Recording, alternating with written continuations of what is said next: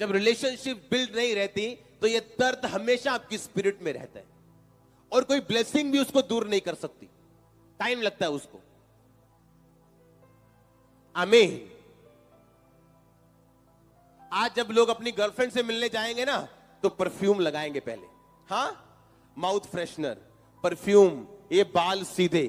अब जब मैरिज हो गई 6 महीने के बाद, अब कोई माउथ फ्रेशनर नहीं। कभी अपने पार्टनर को गारंटेड मत लो कि ये मेरा पार्टनर बन गया, अब मैं कुछ भी करूं, मुंह धोऊं ना धोऊं, हाँ, कच्छों में जाए 4-4 फुट बाल हो जाए। अब मेरी कौन सा गर्लफ्रेंड है, इसने कहां कहीं जाना है, जाना है नहीं, किते नहीं जाना।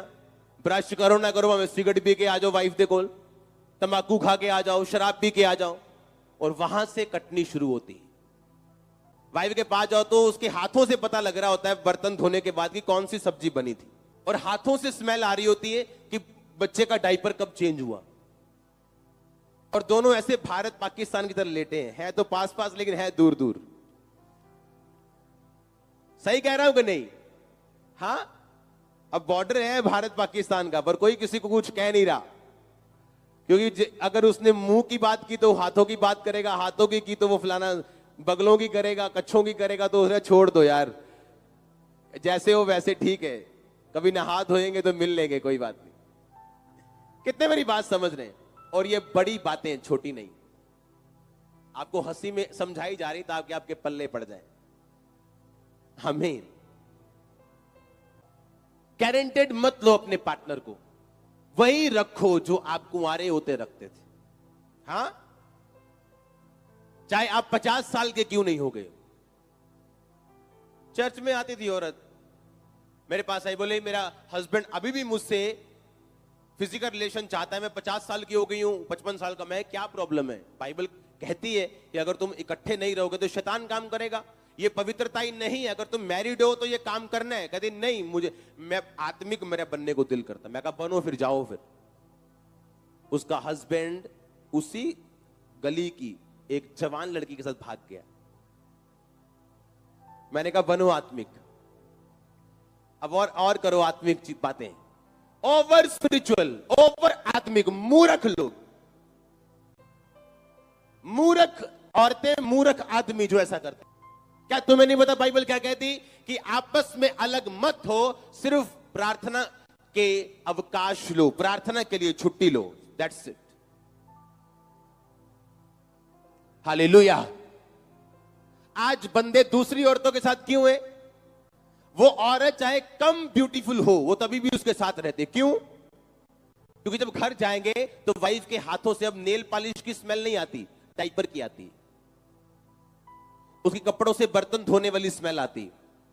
कौन सा साबुन यूज करते हो बर्तन धोने में, बिना देखे बता सकते हो आप।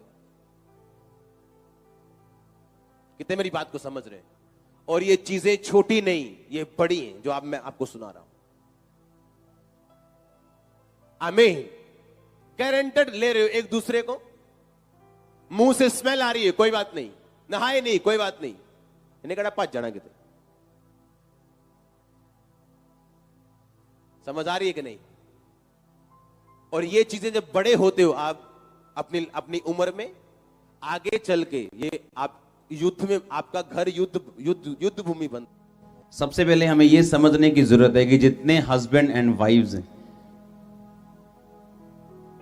परमेश्वर ने आपको एक मकसद के लिए जोड़ा है। आमीन। बाइबल में लिखा, आदम अकेला था और परमेश्वर ने हवा को बुलाया, मिलाया, उसको उसके बीच से बनाया और उसको जोड़ा।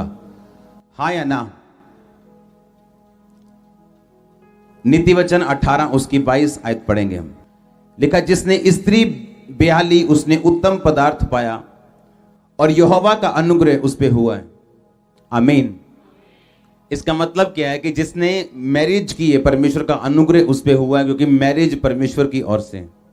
मैं एक बेस बनाने की कोशिश कर रहा हूं ताकि जब हम वचन की गहराई में जाएं तो आपको समझ आ सके कि मैरिज जो है, क्योंकि ਅਸੀਂ ਜ਼ਿਆਦਾਤਰ ਟੀਵੀ 'ਚ ਦੇਖਦੇ ਆਂ, ਆਪਾਂ ਲੋਕੀ ਕਹਿੰਦੇ ਆ ਕਿ ਹਨਾ ਬਹੁਤ ਸਾਰੀਆਂ ਬਾਲੀਵੁੱਡ ਪਿਕਚਰਸ ਇਦਾਂ ਦੀਆਂ, ਜਦੋਂ ਆਪਾਂ ਉਹਨਾਂ ਪਿਕਚਰਸ ਨੂੰ ਦੇਖਦੇ ਆ ਸਾਨੂੰ ਇਦਾਂ ਲੱਗਦਾ ਕਿ ਮੈਰਿਜ ਕਰਵਾਉਣਾ ਮਤਲਬ ਫਸਣ ਵਾਲਾ ਕੰਮ ਹੈ।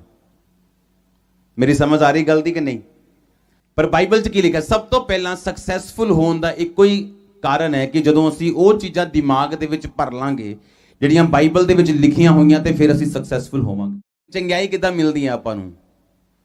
ਜਦੋਂ ਅਸੀਂ ਬਿਲੀਵ ਕਰਦੇ ਹਾਂ ਕਿ ਉਹਦੇ ਕੋੜੇ ਖਾਣ ਨਾਲ ਅਸੀਂ ਚੰਗੇ ਹੋ ਚੁੱਕੇ ਹਾਂ, ਹਾਂ ਜਾਂ ਨਾ? ਨਹੀਂ ਤਾਂ ਕੀ ਇਦਾਂ ਲੱਗਦਾ ਹੈ ਕਿ ਆਪਾਂ ਇਸ ਟੀਬੀ ਤੋਂ, ਇਸ ਕੈਂਸਰ ਤੋਂ, ਇਸ ਬਿਮਾਰੀ ਤੋਂ, ਇਸ ਪ੍ਰੋਬਲਮ ਤੋਂ ਆਜ਼ਾਦ ਹੋ ਜਾਾਂਗੇ, ਇਹ ਰਸੌਲੀ ਕਦੀ ਬਾਹਰ ਆ ਜਾਏਗੀ, ਜਾਂ ਕਦੀ ਇਦਾਂ ਦੀ ਚੰਗਿਆਈ ਸਾਡੇ ਜੀਵਨ 'ਚ ਹੋ ਜਾਏਗੀ? ਲੱਗਦਾ ਹੈ ਕਦੀ ਇਦਾਂ? ਨਹੀਂ ਲੱਗਦਾ। ਲੱਗਦਾ ਹੈ ਕਿ ਨਹੀਂ ਲੱਗਦਾ? ਨਹੀਂ ਲੱਗਦਾ। ਸਰੀਰਿਕ ਅੱਖਾਂ ਦੇ ਨਾਲ ਨਹੀਂ ਲੱਗਦਾ ਕਿ ਇਹ ਚੰਗਾ ਹੋ ਜਾਊਗਾ, ਲੇਕਿਨ ਜਦੋਂ ਚਰਚ ਆਉਂਦਾ ਬੰਦਾ ਔਰ ਸੁਣਦਾ ਹੈ ਕਿ ਪਰਮੇਸ਼ਵਰ ਦੇ ਕੋੜੇ ਖਾਣ ਦੇ ਨਾਲ ਮੈਂ ਚੰਗਾ ਹੋ ਚੁੱਕਾ, ਉਹ ਚੰਗਾ ਹੁੰਦਾ ਹੈ ਕਿ ਨਹੀਂ ਹੁੰਦਾ? ਫਿਰ ਹਾਂ, ਚੰਗਾ ਹੁੰਦਾ ਹੈ ਕਿ ਨਹੀਂ ਹੁੰਦਾ? ਉਹ ਇੱਕ ਗਰੀਬ ਆਸ਼ੀਸ਼ਿਤ ਹੁੰਦਾ ਹੈ ਕਿ ਨਹੀਂ ਹੁੰਦਾ? ਇੱਕ ਨਸ਼ੇ ਵੇਚਣ ਵਾਲਾ, ਇੱਕ ਡਰੱਗ ਵੇਚਣ ਵਾਲਾ, ਇੱਕ ਕਾਤਿਲ, ਇੱਕ ਭੈੜਾ ਪਾਪੀ ਬਦਲਦਾ ਕਿ ਨਹੀਂ ਬਦਲਦਾ? ਤੇ ਉਦਾਂ ਉਹ ਬਦਲ ਸਕਦਾ ਸੀਗਾ, ਲੇਕਿਨ ਉਹ ਬਦਲਦਾ ਕਿ ਨਹੀਂ? ਕਿੱਦਾਂ ਬਦਲਦਾ ਉਹ? ਜਦੋਂ ਅਸੀਂ ਵਚਨ ਦੇ ਵੱਲ ਆਪਣਾ ਧਿਆਨ ਲਗਾਉਂਦੇ ਹਾਂ, ਜੋ ਵਚਨ ਪ੍ਰਚਾਰ ਕੀਤਾ ਜਾਂਦਾ, ਅਸੀਂ ਉਹਦੇ ਉੱਤੇ ਜਦੋਂ ਚੱਲਦੇ ਹਾਂ, ਫਿਰ ਉਹ ਚੇਂਜ ਹੁੰਦਾ, ਹਾਂ ਜਾਂ ਨਾ? ਉਸੇ ਤਰ੍ਹਾਂ ਦੇ ਨਾਲ ਜਦੋਂ ਅਸੀਂ ਆਪਣੀ ਮੈਰਿਡ ਲਾਈਫ, ਪਰਮੇਸ਼ਵਰ ਨੇ ਜਦੋਂ ਤੁਹਾਨੂੰ ਮੈਰਿਜ ਤੁਹਾਡੀ ਕੀਤੀ, ਬਾਈਬਲ ਦੱਸਦੀ ਹੈ ਕਿ ਜਿਸ ਤਰ੍ਹਾਂ ਹੋਲੀ ਸਪਿਰਿਟ ਤੁਹਾਡਾ ਹੈਲਪਰ ਹੈ, ਉਸੇ ਤਰ੍ਹਾਂ ਤੁਹਾਡੀ ਵਾਈਫ ਤੁਹਾਡਾ ਕੀ ਹੈ? ਹੈਲਪਰ ਹੈ। ਤੁਸੀਂ ਇਸ ਦੁਨੀਆ ਦੇ ਵਿੱਚ ਵੱਡੇ ਵੱਡੇ ਸਕਸੈਸਫੁਲ ਵਿਅਕਤੀ ਦੇਖੋ, ਜਿਨ੍ਹਾਂ ਦੇ ਨਾਲ ਵਾਈਵਸ ਹੈਗੀਆਂ, ਉਹ ਸਟ੍ਰੈਸ ਦੇ ਵਿੱਚ ਨਹੀਂ ਹੈ।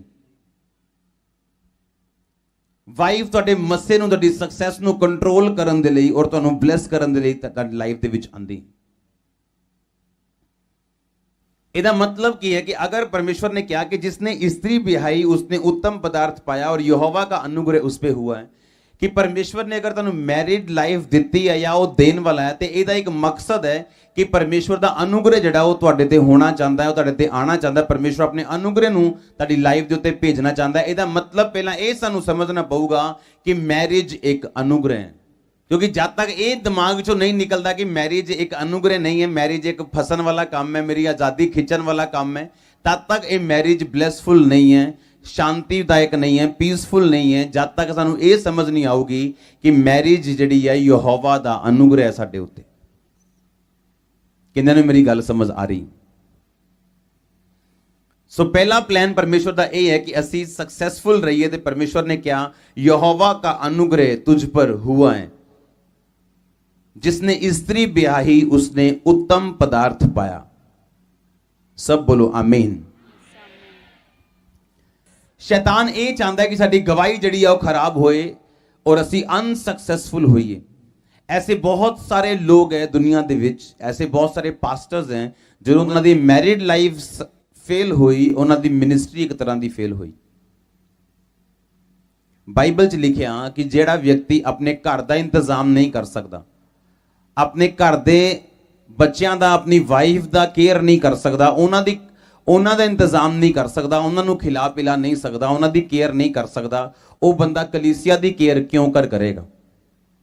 जदों असीं बाइबल पढ़ते हैं तो देखते हैं कि जिहड़े चेले सीगे वो किस तरीके दे नाल, जिहड़े किद्दां सीगे चेले, वो कोई भी चेला इहो जिहा नहीं सीगा जिहड़ा वेला सीगा, ताश खेड रहा सीगा या कोई गंदे काम कर रहा सी। बाइबल दसदी बिजी इंसान सीगे, मैरिड मैन सीगे, शादीशुदा इंसान सीगे, बिजनेसमैन इंसान सीगे, बिजी इंसान सीगे, जिन्होंने अपने घर-बार संभालना आंदा सी, जिन्होंने परमेश्वर ने उन्हां लोकां नूं चुनिया, क्योंकि परमेश्वर बैलेंस लोकां नूं इस्तेमाल करदा सेवकाई दे लई, दूसरे लोकां नूं बचाउण दे लई। जे तुहाडी लाइफ और तुहाडी फैमिली बैलेंस नहीं है ते तुसीं एक नॉन इफेक्टिव क्रिश्चियन हो और तुसीं बाइबल दे वचन नूं तोड़दे हो। कि परमेश्वर ने कहा कि मैं ये चाहना कि तू फल लेके आए, तेरा फल जिहड़ा वो बनिया रवे। इहदा मतलब परमेश्वर ने जे तुहानूं मैरिज दित्ती है, तुहानूं वाइफ दित्ती है, तुहानूं हस्बैंड दिता है, ते परमेश्वर ये चाहते कि तुसीं फल लेके आओ और तुहाडा फल बनिया रवे और तुसीं सक्सैसफुल हो सको अपनी लाइफ दे विच। आमीन। सब तो पहला सानू अपने आप नूं, बाइबल च लिखिया सबसे अधिक अपने मन की रक्षा कर। कादी रक्षा करनी है? हां, क्यों लिखिया मन की रक्षा कर? अगर एक बॉलीवुड पिक्चर असी देखते हैं, उहदे च की देखते हैं आपां कि एक फिल्म आई है जी, मैं वो पिक्चर देखी नहीं है, लेकिन मैनू स्टोरी थोड़ी पता है उहदी, है ना। फिल्म च की हो रहा जी, वाइफ काम कर रही है ते हस्बैंड घर दा काम कर रहा है। समझ आ रही? हाँ, तो हस्बैंड सवेरे सवेरे वाइफ नूं उठा रहे हैं, वो ਉਹ ਚਾਹ ਚੂ ਬਣਾ ਕੇ ਦੇ ਰਿਹਾ ਤੇ ਲੋਕਾਂ ਨੂੰ ਬੜੀ ਵਧੀਆ ਲੱਗ ਰਹੀ। ਔਰ ਜਦੋਂ ਕੁੜੀਆਂ ਮੁੰਡੇ ਦੇਖਦੇ ਆ ਉਸ ਚੀਜ਼ ਨੂੰ, ਕੁੜੀਆਂ ਦੇਖਦੀਆਂ, ਉਹ ਉਸੇ ਤਰ੍ਹਾਂ ਦੇ ਦਿਮਾਗ ਦੇ ਵਿੱਚ ਵਿਜ਼ਨ ਬਣਾ ਲੈਂਦੀਆਂ।